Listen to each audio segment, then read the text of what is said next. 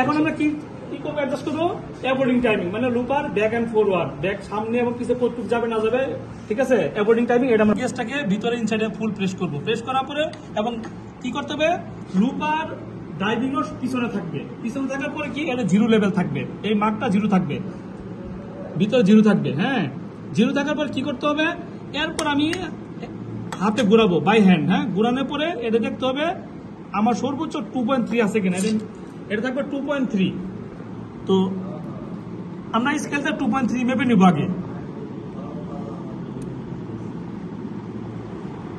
তো 2.3 মাপার পরে যদি 2.3 কম থাকে, বেলো 2.3 থাকে, তাহলে আমরা 2.3 অ্যাডজাস্টমেন্ট করতে হবে। তো করতে গেলে আমরা অ্যাডজাস্টমেন্ট কোথা থেকে করবো, এটা আমরা অ্যাডজাস্ট করবো এই স্ক্রু থেকে, এই লিভার থেকে প্লাস মাইনাস করলে আমার অ্যাবোর্ডিংটা কম বেশি হবে।